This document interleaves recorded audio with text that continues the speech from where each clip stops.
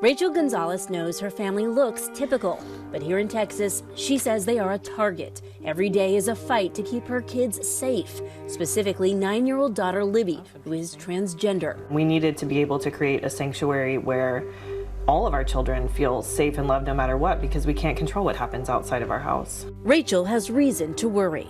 Her close friend Ann Georgelis is at the center of a national firestorm surrounding her transgender daughter, who we are not identifying. A custody battle which has gone from private family court to global headline.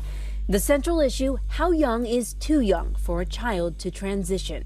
Ann Georgelis and Jeffrey Younger split up in 2015 with shared custody of their twins. But trouble started when one of the kids began identifying as a girl. Georgelis allowed it. She was explicitly asking for their father to affirm her as a girl by allowing her to wear girls' clothes and use the name and pronouns that she uses.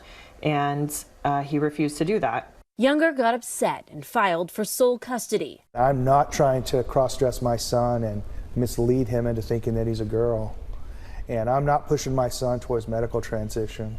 He started a website and gave interviews about the custody battle, like on the conservative website LifeSite. This is my son's life, and I'm not backing down. And I was not surprised at all that Americans stood up for my son. But a jury decided 11-1 that he should not have full custody. Georgelis should. Judge Kim Cooks imposed a gag order on both parents, then overturned the verdict, instead ruling the former couple should share custody. How often are you in touch with Ann? Well, right now, multiple times a day. What's her state of mind right now? She is exhausted. It's really hard to be, she receives at least 10 phone calls an hour. She gets incessant text messages of people just sending her messages of hate, and that... To her personal phone? Yes. Personal phone. Mm-hmm. That disapproval extending to some of the highest-ranking officials in Texas and beyond. Senator Rand Paul of Kentucky tweeted, "We don't let kids drink alcohol till 21. People want to move the smoking age to 21, but we will allow a 7-year-old to have his life and body altered like this? This is child abuse." The president's son, Donald Trump Jr., weighed in, agreeing, quote, "This is child abuse. People need to start to stand against this BS. Enough is enough." But it was Texas Senator Ted Cruz's tweet that angered transgender advocates. Quote, "This is horrifying and tragic. For a parent to subject such a young child to life-altering hormone blockers to medically transition their sex is nothing less than child abuse." Which is a bold-faced lie, and these politicians absolutely know that no prepubescent child is going through any kind of medical transition. There's no such thing as surgery or hormone replacement therapy for prepubescent children. That just doesn't exist. It's really hard to understand and to hear the senator of Texas call us child abusers. Dr. Mary Romano of Vanderbilt Children's Hospital says a grade school child would undergo what's called a social transition. A medical transition comes later, and only if they choose. For younger kids who are nowhere close to starting puberty, the transition will be purely social. And that may be that the child chooses to dress differently, the child chooses different names or different pronouns, and really all that's happening at that age is a social transition. Rachel says the misinformation has led to threats against Ann Georgelis, who's a local pediatrician. They put a dead animal in front of the doors of her pediatric practice. A dead animal in front of the doors of her place of business? And then last week, someone had thrown a rock through her window while her children were there asleep at home. It's been really, really difficult to watch, and it's been really hard for Libby to watch her friends go through this and not be able to live the life that she needs to live. How do you feel about what she's going through right now? I think it might be very hard for her. That's Libby, Rachel's 9-year-old daughter. Even she gets that her friend doesn't have support from both parents. And when you guys hang out, what's it like? It's really fun. And Easy? yes. Do you guys laugh a lot? Yes. You do? Yeah. What do you laugh about? Kitty's doing the dab. There is something really nice, I think, for them to be able to be friends and to have another friend that's like you. Libby doesn't have a lot of friends in her age range here in Texas that identify as transgender. Went under another name, created a whole new game. But there are other kids, like 11-year-old Max Briggle. Max's family has been at the forefront of the battle for transgender rights here in Texas. Do you want to tell them what you said? His mom, Amber, says it began during the fight over one of those so-called bathroom bills. I had finally realized that Max had been holding his bladder all day at school. And that, for me, was an aha moment. And I sat him down, I was like, baby, like, are you using the potty at school? And he's like, no. I was like, well, why not? And the honest truth was that he felt more comfortable going in the boys' room. But he'd go in the boys' room and people who knew him as a girl would send him to the girls' room. I'd actually like to invite... At one point in 2016, Amber invited conservative Republican State Attorney General Ken Paxton to dinner. Here's an opportunity.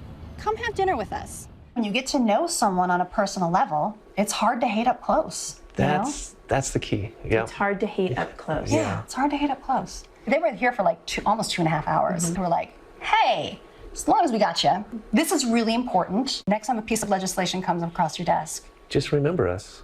Remember Max. You know, keep that face in your mind. And that's why we feel so betrayed. Yeah. You know. He said he would. Yeah. He said he'd remember. What is that one? Amber says she thought he understood their position.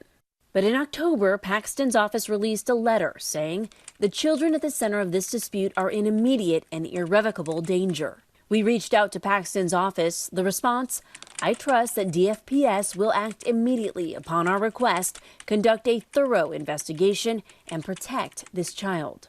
After meeting a mother like me, and meeting me in my home, meeting my child, breaking bread at my table, engaging with my children, and then acting like families like mine should not exist, it's infuriating. Pressure from local officials is not letting up. GOP lawmakers in 3 states, Georgia, Kentucky, and now Texas, are proposing legislation banning trans-related health care like puberty blockers or hormone treatment to anyone under the age of 18. In some cases, it would become a felony. You can't say that, we're going to remove your necessary treatment as a policy matter and hope you survive the next 5 years. I mean, that is just, gambling with people's lives. Chase Strangio works on transgender justice for the ACLU and in recent years has become a visible advocate. That is essentially the state coming in and saying what we want is for transgender children to die, because they are disregarding all of the evidence that says a child needs to be affirmed and saying we are going to block that affirmation in every way that we can. Texas Republican Matt Krause tweeted about proposing a similar bill there. 7 years old is probably a little too young to be able to make these decisions. I do think there is some concern with making these maybe life-changing decisions at an early age before these children fully understand the consequences and the ramifications of their decisions. Dr. Romano says it's important for legislators to understand that some medications are not permanent. If they start to enter puberty and they have that distress, they may get a medication that is called a puberty blocker. That medication is reversible, and really all it is a pause button. So it pauses puberty. I always want to be well informed on any piece of policy that I propose or legislation that I put out there. So absolutely, we want to see any and all statistics and evidence out there. As lawmakers keep debating, the custody battle rages on. And Georgia List filed 2 new motions this week, one requesting Judge Cooks be removed from the case, the second asking to reinstate the jury's verdict, giving sole custody back to her. There were some media sources that decided to share that she had gone to school in boys' clothes and was fine, but that was not true. She immediately changed into girls' clothes as soon as she had the option at school. The Gonzalez and Briggle families say this issue has far-reaching consequences. Listen to your child and affirm them. It's not your life to live, it's your child's life to live. We felt like we had an obligation to stand up for the community. Just, follow your heart and follow your child's lead and, just live a life of love. And, it's the easiest thing in the world. For Nightline, Gloria Riviera, ABC News, Dallas, Texas. Hi everyone, George Stephanopoulos here. Thanks for checking out the ABC News YouTube channel. If you'd like to get more videos, show highlights, and watch live event coverage, click on the right over here to subscribe to our channel, and don't forget to download the ABC News app for breaking news alerts. Thanks for watching.